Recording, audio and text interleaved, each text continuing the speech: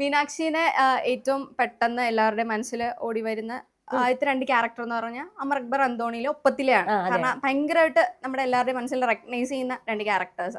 അപ്പൊ അതിൽ ഒപ്പത്തില് ലാലേട്ടനൊപ്പമാണ് അഭിനയിച്ചത്. അമർ അക്ബർ അന്തോണിയിലാണെങ്കിൽ ജയസൂര്യ, പൃഥ്വിരാജേന്ദ്ര എല്ലാം നല്ല ഫുൾ പക്ക ടീംസിനൊപ്പമാണ് അഭിനയിച്ചത്. പിന്നെ ഇപ്പോ വളർന്നിട്ട് സിനിമകൾ ചെയ്യുമ്പോഴത്തേക്ക് അവരാരെങ്കിലും എന്തെങ്കിലും ഫീഡ്ബാക്സ് തരാറുണ്ടോ? അങ്ങനെ അതിന് മാത്രം സിനിമ ഞാൻ പിന്നീട് ചെയ്തില്ല. ഞാൻ ആകെ ചെയ്തത് ഓഫീസർ ചെയ്തു, പിന്നെ ചെയ്തിരിക്കുന്നത് പ്രൈവറ്റ് ആണ്. അങ്ങനെ എൻ്റെ സിനിമ കണ്ടങ്ങനെ വലിയ ഫീഡ്ബാക്ക് ഒന്നും ഇല്ലെന്നാണ് എനിക്ക് തോന്നുന്നത്. പക്ഷെ എന്നോട് അന്ന് അവർ കാണിച്ച അതേ ഇഷ്ടം ഇപ്പോഴും കാണിക്കുന്നുണ്ട്. അതെനിക്ക് ഭയങ്കര സ്പെഷ്യലാണ്. ഇപ്പോൾ അവരാരാണെങ്കിലും അന്ന് ഞാൻ വളരെ ചെറുപ്പം 8 വയസ്സ് 9 വയസ്സ് പ്രായമുള്ളൂ ആ സമയത്ത്. അതേ അടുപ്പ് ഞാൻ ഇന്ന് എവിടെ വെച്ച് കണ്ടാലും അവർക്ക് എന്നോടുണ്ട് എന്നുള്ള അങ്ങനെ വേണം നിർബന്ധമില്ലല്ലോ. അതൊരു സിനിമ ചെയ്തു, അത് കഴിഞ്ഞു. ചിലപ്പോൾ മറന്നുപോയെങ്കിലോ അങ്ങനെയായിരുന്നു എൻ്റെ മനസ്സിൽ. പക്ഷെ അവരെല്ലാവരും എന്നെ ഇന്ന് കാണുമ്പോഴും എവിടെയെങ്കിലും വെച്ച് കണ്ടാലും എടി ഞങ്ങളുടെ പാത്തു എന്നുള്ള സംഭവമാണ് അവർക്ക് എല്ലാവർക്കും. ലാലങ്കളാണെങ്കിൽ എന്നോട് ഇപ്പോഴും ഓരോ കാര്യങ്ങൾ പറഞ്ഞിങ്ങനെ കളിയാക്കാനും, MG ലാലങ്ങളും കൂടെ കൂടിയാൽ എപ്പോഴും അതെ ഇങ്ങനെ കളിയാക്കാനും അല്ലെങ്കിൽ എന്നോട് ഭയങ്കര കാര്യമാണ്. അപ്പം അത് വലിയൊരു കാര്യമായിട്ടാണ് ഞാൻ കാണുന്നത്. അങ്ങനെ വേണം നിർബന്ധമില്ല. ഞാൻ അതിന് മാത്രം എന്നുവെച്ചാൽ എൻ്റെ സിനിമകളൊന്നും ത്രൂ ഔട്ട് ഇങ്ങനെ റിലീസ് ആയിക്കൊണ്ടിരിക്കുന്നില്ല. അതുകൊണ്ട് അങ്ങനെ ഒരു ഫീഡ്ബാക്ക് ഒന്നും ഇല്ലെങ്കിലും പക്ഷെ അവരെന്നോട് അന്ന് എങ്ങനെയാണോ നിന്നിരുന്നത് ഇന്നും അതുപോലെ തന്നെ നിൽക്കുന്നു എന്നുള്ളത് ഞാൻ ഭയങ്കര പ്രഷ്യസ് ആയിട്ട് കാണുന്ന ഒരു കാര്യമാണ്. എനിക്കൊന്ന് പ്രേക്ഷകരുടെ സ്വീകരണ മുറിയിൽ മീനാക്ഷിനെ ഇങ്ങനെ പിടിച്ചു നിർത്താൻ കാരണം ടോപ്പ് സിംഗറിലെ ആങ്കറിങ് അതെങ്ങനെയാണ് ആ ജേണി? അത് വളരെ നന്നായിട്ട് മുന്നോട്ട് പോകുന്നു. കാരണം ഇപ്പൊ ഒരു 6-7 വർഷമായി ടോപ്പ് സിംഗർ. അപ്പൊ ഞാൻ മാറ്റമില്ലാത്ത ആങ്കറാണ് ടോപ്പ് സിംഗറിന്റെ. ഞാനും ഇപ്പോഴാ ചിന്തിക്കുന്നത്.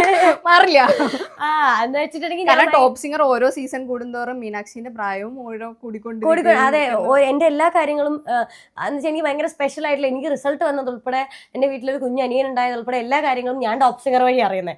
അവിടെയാണ് ആദ്യം എല്ലാം പബ്ലിഷ് ചെയ്യുക. അപ്പം എനിക്ക് ഭയങ്കര ഇഷ്ടമുള്ള ആൾക്കാരാണ് അവിടെ എല്ലാവരും. അവിടെ നിന്ന് കിട്ടിയ ബന്ധങ്ങളും എനിക്ക് ഭയങ്കര കാര്യമാണ്. എനിക്ക് ഭയങ്കര മനസ്സിനോട് അടുത്ത് നിൽക്കുന്ന ആൾക്കാരാണ് അവിടെയുള്ള എല്ലാ ആൾക്കാരും.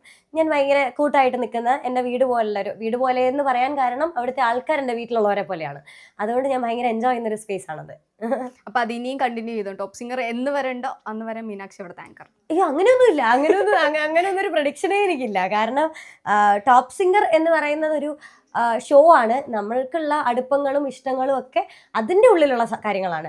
ഷോ ഡിമാൻഡ് ചെയ്യുന്നത് എന്താണോ അതായിരിക്കും മുന്നോട്ട് പോവുക. അല്ലാതെ നമ്മുടെ അടുപ്പങ്ങളൊക്കെ ഇപ്പോൾ ഇത് കഴിഞ്ഞാലും ഉണ്ടാവും. ഇപ്പം ഞാനൊരു ദിവസം പെട്ടെന്ന് എന്തെങ്കിലും കാര്യത്തിന് അവിടെ നിന്ന് മാറുന്ന എനിക്ക് അവരാരെയും ഇഷ്ടമല്ലാണ്ടാവും. അങ്ങനെയൊന്നും സംഭവിക്കില്ല. എനിക്ക് നമുക്കുള്ള അടുപ്പങ്ങൾ അതിലും ഒക്കെ എത്രയോ മേളിലാണ്. ടോപ്പ് സിംഗർ എന്ന് പറയുന്നത് ഒരു ബ്രാൻഡാണ്, ഒരു പ്ലാറ്റ്ഫോമാണത്. അപ്പം അതിനെ ഞാൻ ഒരുപാട് റെസ്പെക്ട് ചെയ്യുന്നുണ്ട്. അപ്പോൾ ടോപ്പ് സിംഗർ വഴി എന്നെ ഇഷ്ടപ്പെടാൻ കാരണവും ഒരു പരിധി വരെ അവിടുത്തെ കുട്ടികളാണ്. കാരണം ഇത്രയും ചെറിയ കുഞ്ഞുങ്ങൾ അവിടെ നിന്ന് ഇത്ര നന്നായി പാടുന്നു എന്നുള്ളത് നമുക്ക് പ്രതീക്ഷിക്കാൻ പറ്റാത്ത കാര്യമാണ് അല്ലേ? ഇത്ര നല്ലൊരു ഇതെങ്ങനെ ഇത്ര കുഞ്ഞു കുട്ടികൾ ഇത്ര നന്നായി പാടുന്നത് എന്നുള്ളൊരു കാര്യമുണ്ട്. അപ്പൊ ആ ഷോയിൽ അതുപോലെ തന്നെ ആൾക്കാർക്ക് തോന്നി ഇത്രയും കുഞ്ഞു കുട്ടി എങ്ങനെ ഇത്ര നന്നായിട്ട് ആങ്കർ ചെയ്യുന്നു, അത്രയും വലിയ ഷോ എന്ന്. അയ്യോ പക്ഷേ എന്നോട് ചോദിക്കുകയാണെങ്കിൽ ഞാൻ തീരെ എനിക്ക് ആങ്കറിങ് എന്ന് പറയുന്നത് എൻ്റെ മേഖലയേ അല്ല. എനിക്കത് അറിയാനേ പാടില്ലാത്തൊരു കാര്യമാണ്. ടോപ്പ് സിംഗറിൽ ഞാൻ ഒരുപാട് സംസാരിക്കും, ഞാൻ ഷോ ചെയ്ത് അതിൽ ഒത്തിരി മിണ്ടും എന്നുള്ളതുള്ളൂ. ആങ്കർ എന്ന് പറയുമ്പോൾ ആങ്കറിങ്ങിന് ഒരുപാട് റെസ്പോൺസിബിലിറ്റീസ് ഉള്ളൊരു മേഖലയാണ്. അതായത് നമ്മളിപ്പോൾ ഒരു ഷോ ഹോസ്റ്റ് ചെയ്യുന്നുണ്ടെങ്കിൽ നമുക്ക് ആ ഷോയെ പറ്റി കൃത്യമായിട്ടൊരു ധാരണ വേണം. അവിടെ വരുന്ന ഗസ്റ്റിനെ പറ്റി നമുക്ക് അറിഞ്ഞിരിക്കണം. ആ ഷോ മാനേജ് ചെയ്യാനായിട്ട് നമുക്കൊരു സ്കില്ല് വേണം. ഈ പറഞ്ഞ കാര്യങ്ങൾ ഒന്നും ഇതില്ലാത്ത ആളാണ്. കാണുന്നവർക്ക് അങ്ങനെയല്ല കേട്ടോ. പക്ഷേ ഞാൻ ചെയ്യുന്ന ഷോയിൽ നിന്ന് വെച്ച് കഴിഞ്ഞാൽ അത് ഭയങ്കര സംസാരങ്ങൾ മാത്രമാണ് അവിടെ നടക്കുന്നത്. ഇപ്പൊ പുറമേ ഞാൻ വേറൊരു ഷോ ചെയ്തിട്ടില്ല. അങ്ങനെ ചെയ്യുമെന്ന് എനിക്കറിയില്ല. കാരണം അതെനിക്ക് പരിചയമേ ഇല്ലാത്തൊരു മേഖലയാണ്. ആക്ടിംഗ് എന്ന് പറയുന്നത് നോക്കി ഞാനിവിടെ നിൽക്കുന്നു, ഞാൻ ചെയ്യാൻ വില്ലിങ് ആയിട്ടുള്ള ഒരു സാധനമാണ്. പക്ഷെ ആങ്കറിങ് അങ്ങനെ എനിക്ക് അറിയേയില്ലാത്തൊരു പരിപാടിയാണ്. അപ്പം തെറ്റിപ്പോയാൽ സഹിക്കാമെന്നുണ്ടെങ്കിൽ മാത്രമേ ഞാൻ വരാൻ പാടുള്ളൂ.